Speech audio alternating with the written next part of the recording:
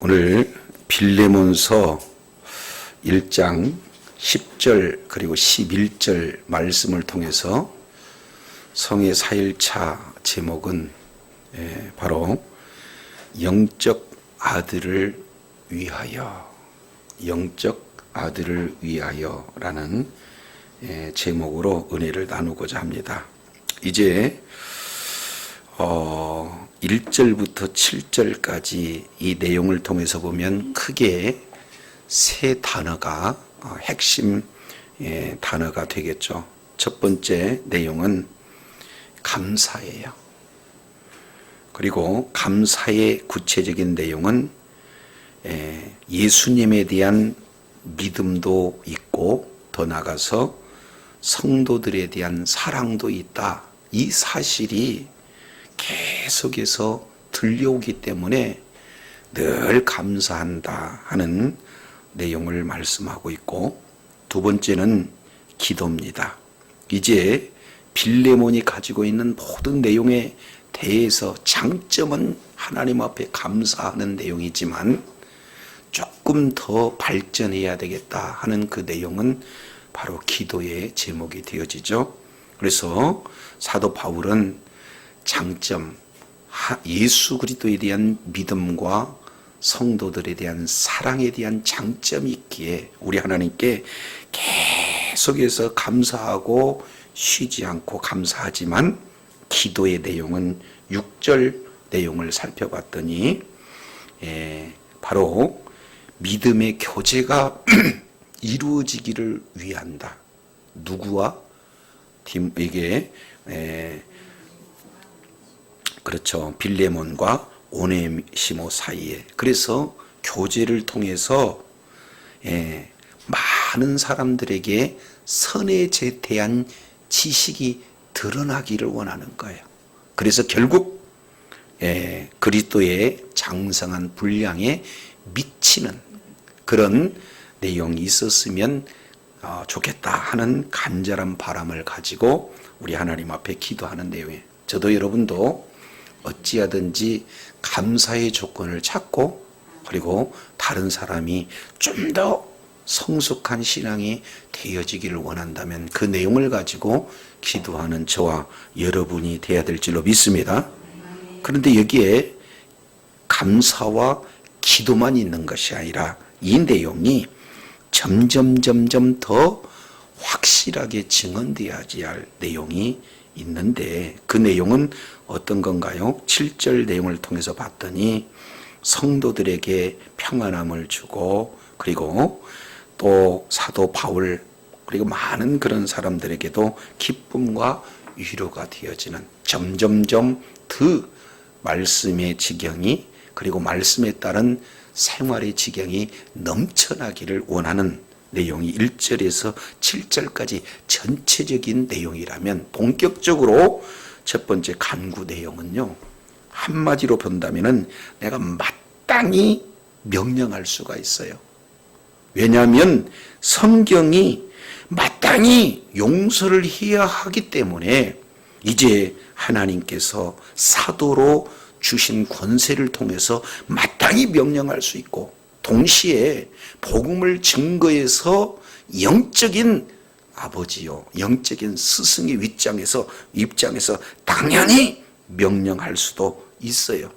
그러나 그거보다도 더 중요한 것은 바로 명령에서 이렇게 순종하는 내용이 아니라, 강압적인 순종이 아니라 사랑이 배경이 된, 한마디로 본다면은 사랑에 근거해서 순종하기를 원하는 내용이 사도 바울의 마음이에요. 그래서 첫 번째, 명할 수 있으나 나는 사랑에 근거하고, 그리고 조금 더 나가서 명령이 아닌 간청을 통해서 네가 바로 오네시모를 받아줬으면 좋겠다.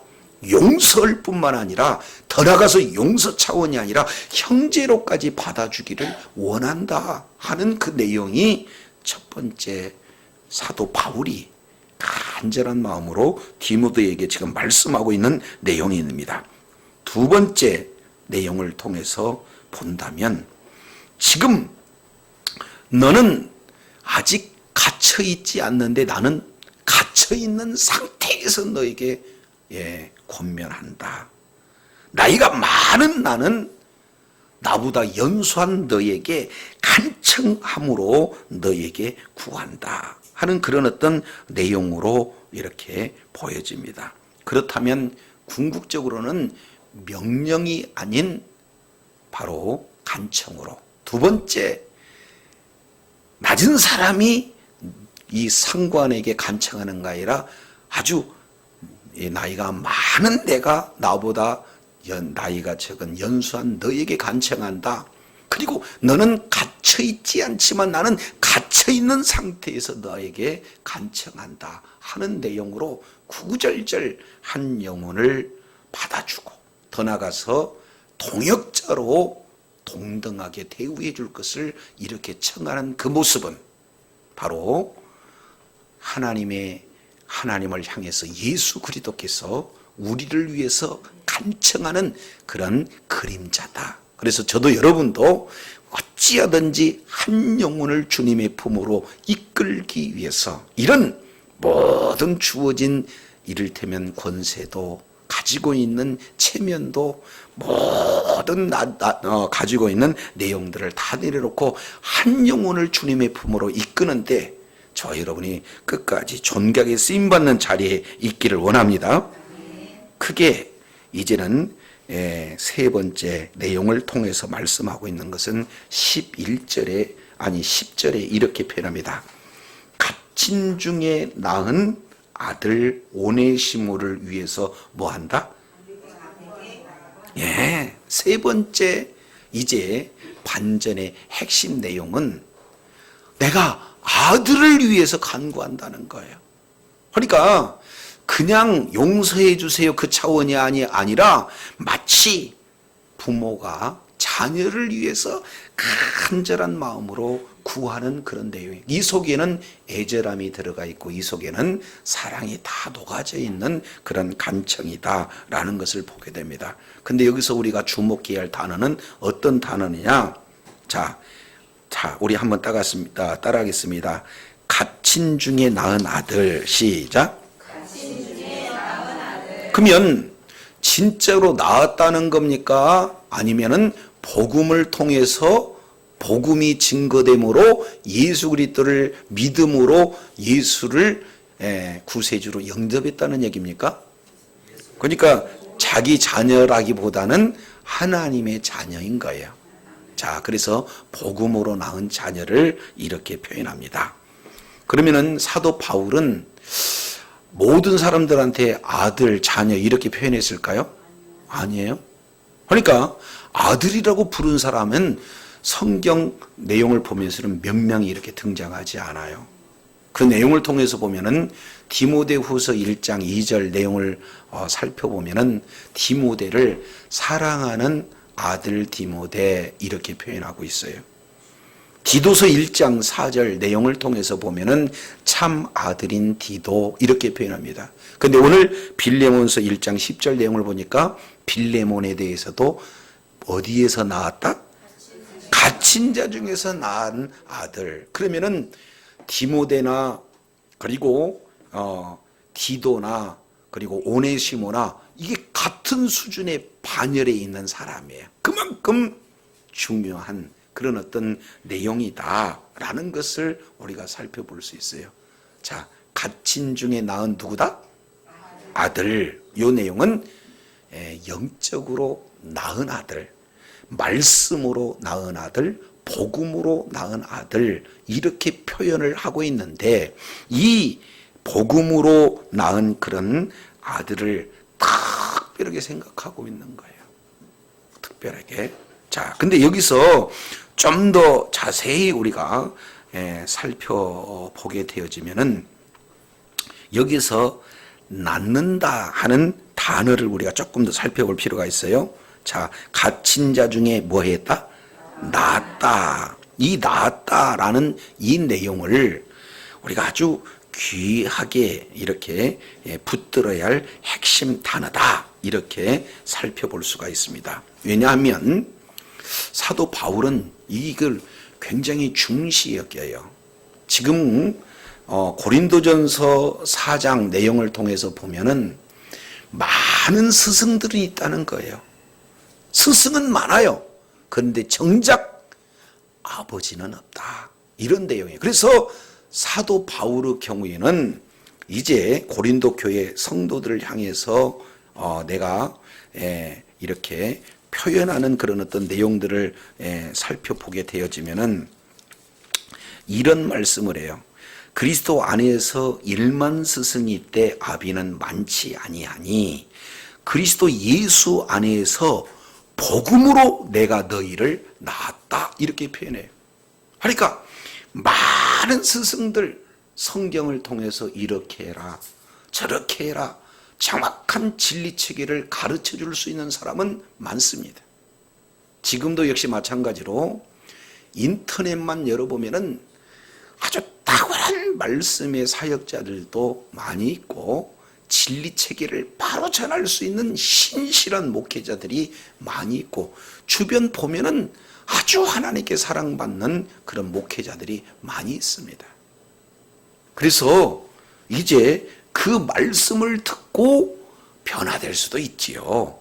그러나 정작 아버지는 될 수가 없어요.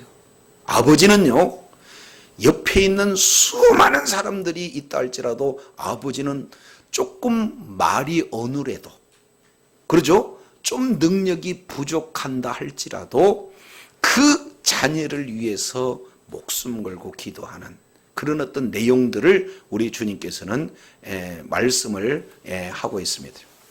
자, 그렇기 때문에 일만 뭐예요? 스승이 있다. 이때 누구는 많지 않다? 근데 오늘 오네시모에 대한 내용을 통해서 나는 스승으로 지식만 전달하는 그런 내용이 아니라 어떻게 해요? 모든 삶의 본을 보여준 거예요. 자, 그러면은 한번 오네시모 입장에서 한번 생각해 볼까요? 오네시모 입장에서 성경은 꼭 그런 내용을 이야기하고 있지 않지만 단어에서 그런 생각할 수 있는 단서를 제공합니다.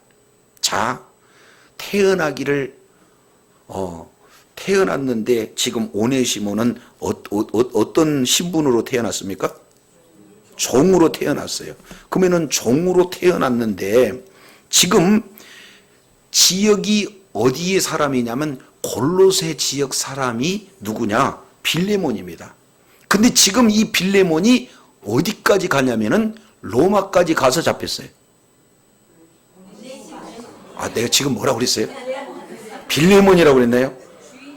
아, 잘못했습니다. 오네시모가 태어나기를 뭘로 태어났는데? 종으로 태어났는데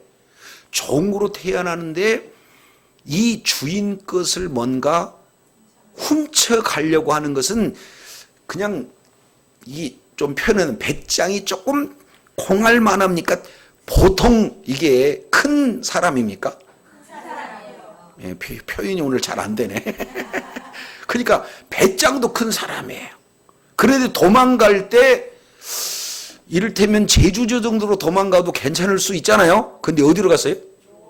로마로. 그러면은 얼마나 멀리 떨어진지 알죠? 저도 이번에 해외를 가니까 막 떨리고 막 그래요. 근데 그때 당시에 언어가 안 되는 그 지역으로 갔다. 그러면은 종이지만 이게 보통 사람 아니다 그 말이에요. 아셨죠? 근데 뭔가 자기의 뜻을 품고 뭔가를 해보려고 하는데 하필이면 잡혀가지고 지금 사형을 기다릴 수 있는 그런 수준 가운데 있어요. 단 사형을 당하지 않는 유일한 방법은 주인이 용서해 주는 방법밖에 없거든요. 그러니까 모든 인생 자체가 지금 어떻게 됐냐면 절망 상태예요. 자, 그랬을 때 사도 바울이 이렇게 얘기합니다. 예수 믿으세요. 그러면은 할렐루야 하고 받아들였을까요? 약간은 도끼 눈을 뜨고 뭔가 저양했을 듯한 암시가 이렇게 묻어 있을까요? 내 인생이 왜 이런데 예수님은 뭐고 복음은 뭐냐 이럴 환경이 있잖아요. 근데 오늘 사도 바울은 그 용어에서 옥중 감옥에서 낳은 아들, 그러면은 이미 사도 바울은 얼마나 삶의 현장 속에서 그 죽음을 앞둔 그런 초조와 여러 가지 사회에 대한 반항적인 그런 요소의 그 마음을 문을 열기까지 얼마나 많이 기다려주고 얼마나 그 상대방을 위해서 정말로 섬겼는가 하는 내용을 기록되어 있지 않지만 볼 수가 있어요. 그래서 하루 지나고 마음이 열리고 두 번 지나고 마음을 열려서 이분 같다면, 이분이 믿는 신이라면 나도 믿었으면 좋겠다, 그런 마음이 있지 않았을까 하는 부분들을 우리가 살펴봅니다. 그래서 갇힌 중에 낳은 아들, 이렇게 표현해. 자, 이번에는 사도 바울의 관점을 해서 한번 살펴보겠습니다. 복음을 전했어요. 예수 그리스도만을 증거했습니다. 그럼에도 불구하고 놓여져 있는 환경은 뭐예요? 감옥이에요. 아니, 내가 예수를 믿고 동시에 예수님을 전했으면은 앞길이 좀 잘 돼야 될 거 아니에요. 그럼에도 불구하고 잘 되기는커녕 지금 어디 현장에 있어요? 감옥에. 그러면은 진짜로 예수 그리스도를 통해서 죄 문제가 해결이 되고 예수 그리스도를 믿는 믿음을 통해서 하나님의 나라의 기업이 왔다면 감옥이라는 환경이 나타났을 때 좌절하고 절망하고 낙심하는 사람이 될까요? 아니면 그 속에서도 복음을 전하는 사람이 될까요? 그럼요. 오늘 내용을 통해서 봤더니 어떠한 상황 속에서도 비록 그 내용이 감옥이 되었다 할지라도 복음을 전했던 그런 사도 바울의 복음 전도의 그런 어떤 상태, 이 내용을 우리가 살펴볼 수 있습니다. 저도 여러분도 예수 믿고 잘 되고 행복하고 좋은 일이 많이 나타나야 되겠지만 그것은 목적이 아니고, 우리가 예수 그리스도를 믿는 믿음은 모든 죄 문제를 해결받고 하나님의 나라가 영원한 저와 여러분의 기업으로 주어지는 것이 바로 저와 여러분에게 주어진 은혜인 줄로 믿습니다. 그리고 믿다 보니까 좋은 환경, 또 이렇게 부여도 건강도 찾아줄 수 있는 내용이에요. 사도 바울은 그런 환경에 얽매이지 않고 있는 현장에서 삶을 통해서 복음을 전하는 그런 하나님의 그 말씀을 잘 증거하는 증인의 삶을 살게 된 줄로 믿습니다. 근데 여기서 이제 우리가 한 가지 더 생각해 볼 수 있는 내용은, 이 부분을 사도 바울은 복음 전도의 원칙이 있어요. 그 내용을 통해서 보면은 우리가 고린도전서 이제 펴봤으니까 9장을 한번 보겠습니다. 9장에 보면은 사도 바울은 이렇게 자기 자신은 전도에 대한 그런 확실한 내용을 말씀을 하고 있어요. 자,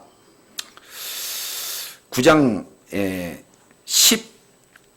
16절을 보겠습니다. 내가 복음을 전할지라도 자랑할 것이 없으면 내가 부득불 할 일이라. 만일 복음을 전하지 않으면 내게 뭐가 있으리라?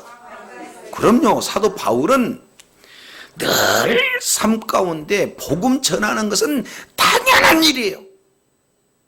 복음을 전하지 않으면 오히려 화가 있겠다, 이런 어떤 생각을 가지고 적극적으로 복음을 전하고 있는 내용이 되어지는 겁니다. 자, 그런데 여기에서 복음 전도의 원칙, 이 내용을 크게 지금 몇 가지로 표현을 하고 있는데, 첫 번째 복음 전도자로서 하는 내용이 19절에 있습니다. 19절. 자, 내가 모든 사람에게 자유하였으나 스스로 모든 사람에게 뭐가 됐어요? 나는 자유인이에요. 그런데도 불구하고 다른 사람한테 매여 있어요. 그 내용은 왜 그러냐? 더 많은 사람을 얻고자 함이라. 이렇게 사도 바울은 말씀을 하고 있습니다. 늘 나는 예수 그리스도 안에 자유가 주어진 몸이지만 어찌하든지 섬기고 베풀고 헌신하고 뭔가 종처럼 매여져 있는 삶, 이 내용은 다른 게 아니라 한 영혼이라도 어떻게 하면 얻어서 예수 그리스도의 신부로 중매하는 일을 할 것인가? 이 내용이 사도 바울의 관심입니다. 그러기 위해서 첫 번째 20절 내용을 보면 유대인들에게는 내가 유대인같이 된 것은 유대인을 뭐 하자? 그러니까 가서 보면은 유대인이면 자기도 유대인처럼 가서 얘기하는 거죠. 두 번째 내용은 율법 아래에 있는 자들은 자기도 율법 아래에 있는 자처럼 있어요. 왜 그러냐면 율법 아래에 있는 자들을 얻고자 하며, 그러니까 유대인을 얻고자 한다면 유대인처럼, 율법 아래에 있는 자를 얻고자 한다면 율법 아래에 있는 자처럼. 그리고 세 번째 내용을 통해서 보면은 아예 율법 없는 자를 얻으려면은 율법 없는 자처럼 진행했다 그 말이죠. 그러니까 늘 사도 바울은 무엇에 관심을 갖냐면 한 영혼을 얻으려고 하는데 관심을 가졌다. 22절 보니까 약한 자를 얻으려면 자기도 뭐예요? 약한 자처럼. 이번에 이제 전도훈련 가서 목사님하고 이렇게 대화를 쭉 나누는데 이분이 이제 병원전도 가요. 병원전도 가서 봤더니 상대방하고 똑같은 마음을 열려고 그러니까 이제 연세가 많으면은 어머니 어떻게 어디가 편찮으셔서 오셨어요? 이렇게 봤더니 먼저 하도 살갑게 이렇게 대화를 붙이니까 또 나 몇 살이다 이렇게 가르쳐줘요? 안 가르쳐줘요?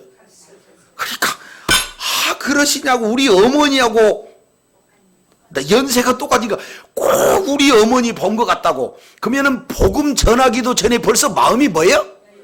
열려요. 특히 한국은 정이 약하니까 좀 따져보면은 고향이 어디세요? 그러시냐고 우리 고향하고 또 같다고. 참. 또 정 안 되면은 어떻게 해요? 아이고 우리 어머니도 그때 팔이 아파서 왔는데 이렇게 팔이 아파서 오셨냐고. 뭔가 지금 같은 그런 처지를 당하는 것은 이유가 뭘까요? 한 영혼을 구원. 사도 바울이 이랬어요. 그러면은 9장 내용을 통해서 보면 그냥 오네시모하고 대화했을 때 그냥 예수 믿고 구원 받으세요 이렇게 갔을까요? 아니면 한 영혼을 하니까 너나 나나 똑같아 이렇게 할까요? 너하고 나하고 달라. 너는 종으로 잡혀온 거고 나는 예수님 때문에 온 거야. 이랬을까요? 아니면 어찌 우리는 똑같은 처지일까요? 그죠? 그래서 한 영혼을 얻기 위해서 그 사람의 처해진 모든 환경을 잘 활용했던 것이 바로 사도 바울의 전도 방법이었어요. 그래서 이렇게 표현합니다. 23절은 핵심이에요. 내가 복음을 위하여 모든 것을 행함은 복음에 뭐 하고자? 그러니까 머릿속에 무엇으로 다 가득 찼어요? 찌르면 복음, 바라보는 것은 듣는 것도 모든 것이 삶 속에 복음, 어떻게든지 복음을 행하고자 하는 그런 내용입니다. 이게 자세를 봤더니 24절에 운동장에서 다름질하는 자들이 계속 다 달릴지라도 마지막에 최종적인 금메달은 누굽니까? 한 사람뿐이 없어요. 그러려면 이기려면 어떻게 해요? 모든 것을 다 절제한다는 거예요. 25절. 그잖아요. 그 뭔가 한 분야에서 1등하는 사람들 보면은 정말로 눈물겨워요. 예전에 스케이팅 가지고 스피드 스케이팅 그게 이상화 보셨는지 모르겠네. 봤더니 다른 건 다 괜찮은데 신발을 벗어봤더니 발이 엉망이야. 왜 그래요?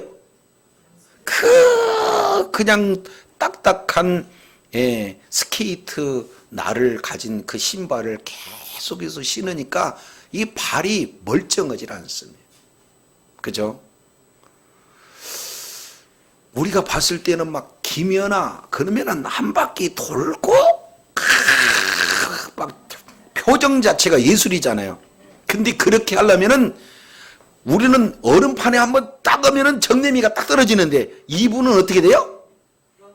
넘어지면 일어나고 또 넘어지면 다시 일어나고 그래서 온몸이 다 멍들었잖아요. 그런 과정을 겪어서 진행하는데요.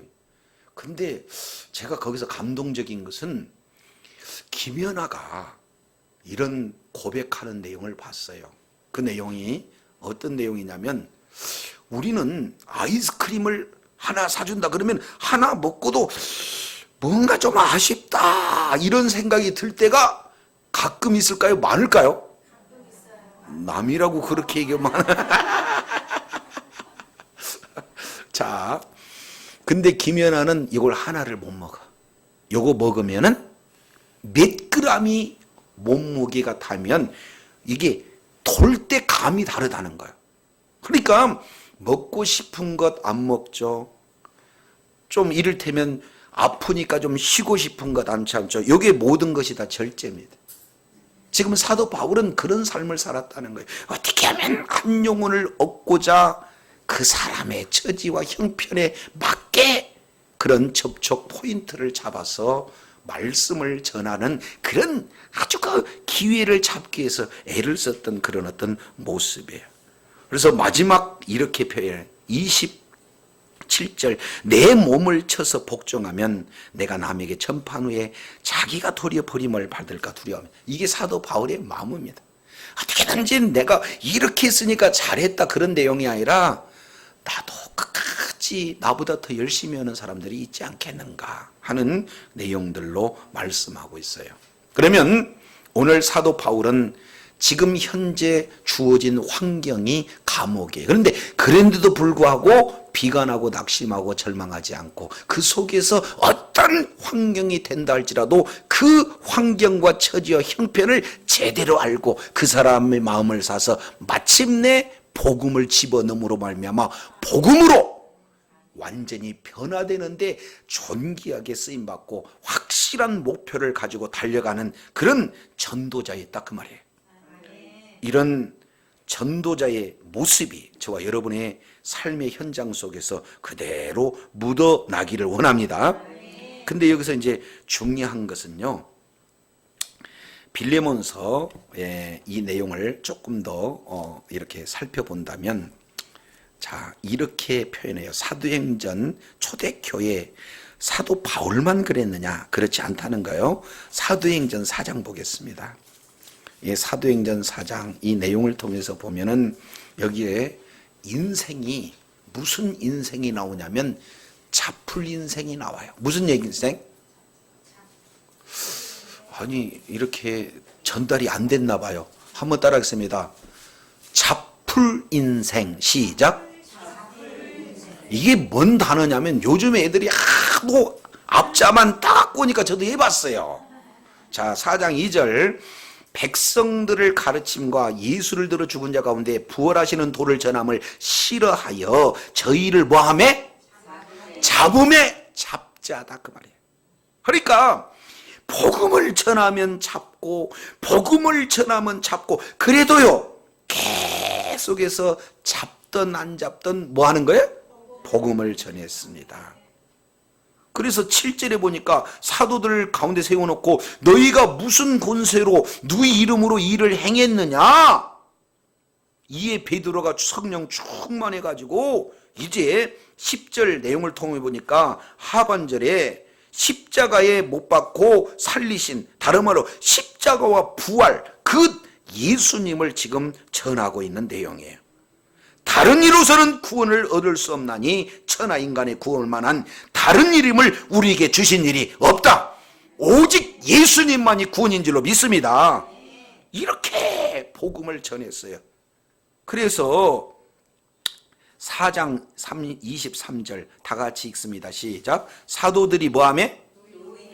놓인다는 말은 풀린다는 말이에요. 그래서 잡혀도 전도, 풀려도 전도. 자, 옆에 분한테 잡혀도 전도, 놓여도 전도. 시작. 그래서 풀자를 써가지고 뭐라고 그래요?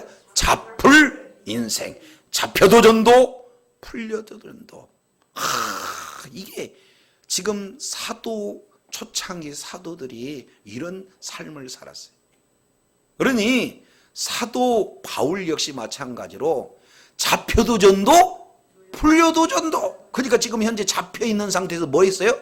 전도했어요. 그 한 영혼을 위해서 그 사람에 맞는 그런 내용들을 진행하고 있게 되는 겁니다. 근데 중요한 것은요, 여기서 뭐라고 표현하냐면 나았다 이렇게 표현해요. 한번 따라합니다. 나았다. 이거 굉장히 중요한 단어입니다. 사도 바울은 끝까지 독신 생활을 주장했습니다. 그 이전에 뭐 결혼했다 이렇게 주장하는 분도 계시지만 하여튼 이제 뭔가 나았다는 것은 뭘로 나았느냐? 복음으로 나은 겁니다. 자, 이 내용을 고린도전서 우리가 4장 15절 내용을 통해서 봤더니 복음으로 나았다 이렇게 말씀을 하고 있습니다. 이런 내용을 요한복음 3장 8절에는 성령으로 거듭난 것을 말씀을 하고 있고, 야고보서 1장 18절 역시 마찬가지로 말씀으로 나았다 이렇게 표현합니다. 자, 이제 한 군데 찾아보겠습니다. 베드로전서 1장입니다. 베드로전서 1장 23절 한 절만 읽습니다. 너희가 거듭난 것이 썩어질 씨로 된 것이 아니요 썩지 아니할 씨로 된 것이니 하나님의 살아있고 항상 있는 뭘로? 그러니까 거듭난 것은 어떻게 해요? 살아있고 항상 있는 말씀으로 거듭난 줄로 믿습니다. 이게 우리 주님께서 지금 말씀하고 있는 그런 내용이에요. 그러면 사도 바울은 그 감옥에서 뭘 전했다는 겁니까? 살아있는 말씀, 항상 있는 말씀을 전했는 거고, 바로 고린도전서 4장 15절 말씀을 통해서는 그 살아있는 말씀을 전했다는 것을 복음을 전했다는 겁니다. 이 내용을 야고보서 1장 18절에는 똑같은 표현으로 말씀으로 나았다 이렇게 표현해요. 그러면 결국에 아무리 마음이 강팍한 자든 아무리 쓸모없는 자가 됐든지 말씀이 그 심령 가운데 생명으로 자리 잡게 되지면은 그 사람이 어떤 자가 된다 할지라도 반드시 변화가 될 줄로 믿습니다. 말씀이 능력이 있어요. 말씀이 생명이 있습니다. 그렇기 때문에 우리를 변화시키고 우리를 거듭나게 하는 것은 다른 세상적인 지식이 아니라 하나님의 말씀인 줄로 믿습니다. 그래서 빌레몬서에 이렇게 표현을 해요. 아주 중요한 내용입니다. 빌레몬서에서 정확하게 제시하는 그런 핵심 바로 9절이 11절입니다. 자, 이제 11절 우리 한번 읽겠습니다. 시작. 그가 전에는 내게 유익하였으나 이제는 나와 내게 유익. 자, 옆에 분한테 이렇게 전에는 이제는 시작. 그럼요. 오네시모의 말씀이 들어가기 전과 말씀이 들어간 후, 복음이 들어간 전과 복음이 들어간 후, 중생 거듭나기 전과 거듭나기 후, 이것을 뭐라고 표현하냐면 이제는 그리고 전에는, 아니 이제 전에는 이제는, 다시 한번 전에는 이제는 시작. 포테 니니 전에는 이제는 이렇게 말씀하고 있어요. 그분 전의 상태를 어떻게 표현했느냐 봤더니 전에는 뭐 했다? 이게 사도 바울의 이 절정인데, 이게 왜 그러냐면은 이 원어 내용으로 봐야 이게 조금 더 이렇게 깊은 뜻을 볼 수가 있습니다. 왜냐하면 여기에 누가 있냐면은 10절에 보세요. 갓친 중에 낳은 아들 누구를 위하여? 다시 누구를 위하여? 한번 이제 2차적으로 대답하겠습니다. 갓친 중에 낳은 아들 누구를 위하여? 오네시모예요. 저예요. 저와 여러분을 위해서 간구하는 거예요. 지금 사도 바울은 오네시모를 위해서 간청하지만 이 시간 예수님은 저와 여러분을 위해서 하나님을 위해 간구하고 있는 줄로 믿습니다. 근데 여기서 등장하는 오네시모라는 그 이름의 뜻이 뭐냐면 바로 어떤 자인가? 오네시모, 이 자가 유익한 자예요. 뭐라고요? 그러니까 그때 당시에 주인들은 이름을 이렇게 부를 때 우리나라의 종들의 이름은 대부분 뭐가 있어요? 아, 개똥아 어디가 그래요. 돌쇠. 뭐라고요? 일을 시켜도 그냥 돌쇠 막 뭔가 막 일을 잘할 수 있는 그런 사람이 되라 하고 주인이 많은 이름 중에 좀 힘쓸 수 있는 이름을 붙이잖아요. 이 나라도 똑같았어요. 그러니까 오네시모 그 얘기는 그때 많은 사람들의 평범한 이름입니다. 주인한테 유익되어라. 그래서 너는 뭐한 자? 유익한 자. 이렇게 불렸어요. 그런데 신기한 것은 이름대로 이 오네시모가 이렇게 종노릇을 하는 게 아니라 어떻게 돼요? 주인한테 해를 끼쳤습니다. 그래서 전에는 뭐한 거예요? 무익하다. 근데 이 무익하다라는 내용을 이렇게 원어로 보면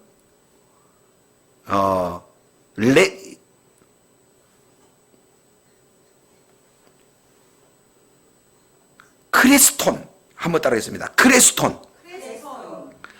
아크레스톤. 이거 듣고 잊어버려도 돼요. 아크레스톤, 유크레스톤. 다시 시작. 아크레스톤, 유크레스톤. 전에는 아크레스톤, 이제는 유크레스톤. 그러면 뭐가 지금 다르냐면 같으냐면은 크레스톤이라는 것이 지금 똑같이 쓰여 있어요. 우리는 유익하다, 무익하다 요 내용인데 원래 오네시모 유익한 자가 아크레스톤이 됐는데 원래 유익한 자가 다시 유익한 자가 됐어요. 여기에 언어에 대한 표현으로 정말로 사람들한테 잘 기억되고 공감될 수 있도록 원어를 표현했어요. 왜냐하면 앞에 자 하나만 딱 따가지고 아크레스톤, 유크레스톤. 이 아라는 것은 부정어입니다. 그러니까 이 크레스톤이라는 내용은 사용하기 적합하다. 뭐라고요? 그러니까 뭐든지 사용하기 적합하다. 요 내용이 있는데 그 사용하기 적합한 것이 아니다로 바뀌어버린 거죠. 그러니까 사용하기 적합하지 않은 존재가 되어버린 겁니다. 근데 복음으로 나왔더니 말씀으로 나왔더니 이제 어떤 현상이 나타나냐면은 유익하게 되었다는 것은 다른 말로 본다면 사용하기 너무 적합하다. 아주 좋은 자로 진행이 되어진다 하는 것을 보게 됩니다. 그러면 여기서 우리가 살펴볼 수 있는 내용은 말씀이 들어가기 이전과 말씀이 들어간 이후, 다른 말로 복음을 받기 이전과 복음을 받은 이후, 거듭나기 이전과 거듭난 이후 이 내용은 한마디로 본다면 변화 이 모습이에요. 그러니까 그 이전까지는 오네시모라는 자가 아주 이를테면 무익한 존재였어요. 사용하기에 적합하지 않습니다. 순종하지 않고 도끼눈을 떠서 보고 세상을 비관하고 하여튼간 못된 것은 다 이게 다 드러나는 그런 어떤 상황. 왜 이렇게 저렇게 사람이 무익할까? 쓸데가 하나도 없을까? 이렇게 했던 오네시모인데 그 속에 뭐가 들어가니까? 말씀이 들어가니까, 복음이 들어가니까 이제는 순종하기도 하고요, 사랑하기도 하고요, 비관이 아니라 소망을 가지고요, 많은 사람에게 해를 끼치는 존재가 아니라 유익한 존재가 되어진 줄로 믿습니다. 사람이 잘못된 거예요? 그 속에 말씀이 없기 때문인 겁니까? 그러니까 말씀이 능력이요 말씀이 생명인 줄로 믿습니다. 저도 여러분도 말씀이 들어가면 소망의 사람이에요. 말씀이 들어가면 능력의 사람입니다. 말씀 속에 빛이 드러나면 어둠은 떠나가게 돼 있어요. 그렇기 때문에 아무리 불량배라는 그런 조폭이라도 말씀을 받아들이기만 하면 순한 양으로 바뀌어지는 줄로 믿습니다. 그러니까 어떻게든지 자녀가 됐든지 안 믿는 불신자이 되게든 뭘 집어넣어야 돼요? 말씀. 그러니까 사도 바울이 옥중에서 하는 일은 오네시모에게 뭘 전했을까요? 말씀을 전해요. 저도 여러분도 말씀이 들어가게 되면 모든 것이 회복이 되어집니다. 예, 하나님의 형상과 하나님의 모양대로 지음받은 모든 그런 사람들이 예수 그리스도를 믿는 믿음으로 말미암아 이제 깨졌던 하나님의 형상과 모양으로 다시 회복이 되기 때문에 저와 여러분에게는 무한한 가치 있는 인생이 되어지는 줄로 믿습니다. 그래서 당대에 아주 이렇게 이를테면 뭡니까? 저기 뭐죠? 쓸모없는 오네시모 이 자체가 전에는 무익 같지만 이제는 유익했다. 자, 이제 손을 한번 이렇게 말했자. 전에는 무익했지만 뭐예요? 이제는 유익하다. 자, 전에는 이제는 안 맞아요. 자, 제가 전에는 그러면 여러분은 무익했으나 이제는 그러면 뭐예요? 자, 다시 한번 이제는 아니 이제는 하면은 그 유익하고 그렇게 해야지 꼭 순서대로 해야 되나? 그러면 다시 와 순서대로 전에는 이제는 전에는 아셨죠? 이게 말씀의 능력이요, 말씀의 위력이요, 말씀의 축복인 줄로 믿습니다. 그러면 우리 자녀들한테 뭐가 제대로 들어가야 돼? 시민. 그럼요. 어떻게든지 기회만 닿으면 어떻게 해요? 하나님 말씀을 집어넣게 되면 그 말씀이 능력이요, 그 말씀이 생명인 줄로 믿습니다. 그러면 사람이 변화가 돼요. 비전의 사람으로 변화됩니다.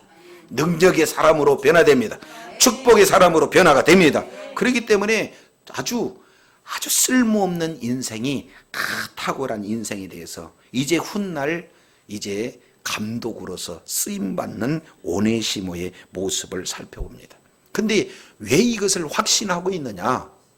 이것을 아니 저도 말씀이 살아있고 말씀이 생명력이 있다는 사실을 저도 경험하기 때문에 어떻게든지 막 이 말씀을 전하려고 애를 쓰거든요. 막 그럴 때는 나도 모르게 막 힘이 나요. 사도 바울이 이게 보통 분이 아니야. 이분이 머리가 좋아가지고 공부의 달인이라. 그래서 가는 곳마다 수석하고 다른 사람에게 독보적인 존재. 그런데 그 속에 생명이 없어요.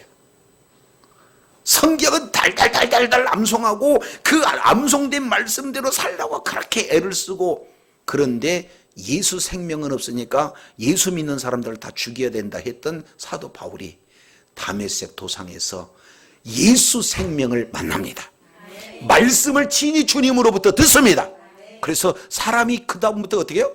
180도 달라져 버린 거예요. 이것을 누가 경험했어요? 사도 바울이 경험했습니다. 하지만 말씀 들어가지고 경험 완전히 변화된 사람들이 얼마나 많은지 몰라요. 우리가 잘 알고 있는 유명한 신학자이면서 저술가 어거스틴 잘 알잖아요. 어거스틴 그러면은 하여튼간 망나니, 그렇죠, 꼴통,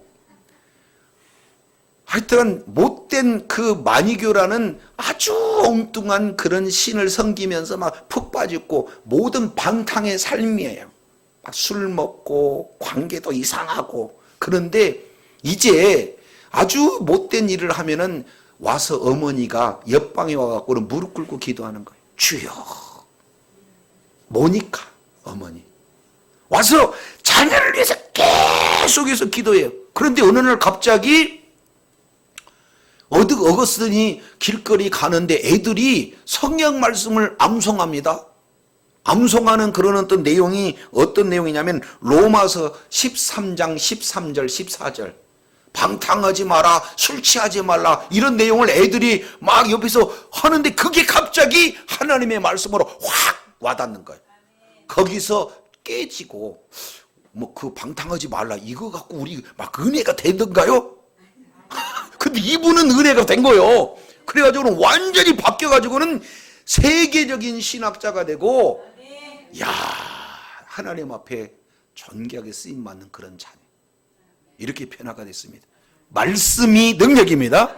말씀이 생명입니다. 그러니까 오네시모 이전과 오네시모 이후가 어디에 분기점으로 갈리냐면은 예수님을 만나기 전 인생과 예수님을 만난 후 인생, 이것은 뭘로 접촉이 가능하냐면 복음으로, 말씀으로 가능한 줄로 믿습니다. 그래서 오늘 내용을 통해서 봤더니 이제 사도 바울은 어떤 상황 속에서도 복음을 전했어요. 잡혀도 복음, 풀려도 복음 전도자로. 그리고 그 복음을 전할 때 그 사람의 형편과 처지에 맞춰서 마음문을 열고 어찌됐든 한 영혼을 이제 잉태하는 부모의 심정으로 영혼을 접근했습니다. 그리고 말씀이 능력이라는 사실을 알고 계속해서 말씀을 전했더니 그 말씀을 접하는 순간 완전히 인생이 변화된 모습으로 이렇게 드러나요. 저도 여러분도 어느 상황 속에서도 바울처럼 한 영혼을 바로 주님의 품으로 이끌기 위해서 때를 얻든지 못 얻든지 어떤 상황이 처했든지 하나님의 말씀을 전하는 저와 여러분이 되어야 될 줄로 믿습니다. 그리고 그 말씀이 받아지게 되어지면은 한 영혼이 완전히 변화된다는 확실한 믿음, 이런 생명이 있을 때 말씀은 능력이 되고 빛으로 드러나게 될 줄로 믿습니다. 말만 전한 게 아니라 그 말씀이 내 말씀이 돼야 되는 거예요. 사도 바울은 그 말씀이 내 말씀이 되어서 살아있는 말씀이 되기 때문에 말씀만 전하면 나도 변했는데 저도 변할 것이다. 확실한 믿음을 가지고 전하면 그 말씀이 능력이고 권세가 될 줄로 믿습니다. 이것은 바로 한 영혼을 어떻게든지 살리고자 하는 끝까지 영혼을 사랑하는 그런 마음의 기로예요. 그래서 오늘 이렇게 얻은 자녀를 다시 마귀 밥으로 이렇게 되돌릴 수 없잖아요. 그러니까 부탁하는 거예요. 나 명령할 수 있지만 너한테 간청한다. 두 번째 내용을 통해서 살펴보면 너는 지금 갇혀있지 않지. 나는 갇혀있는 상태에서 너에게 부탁한다.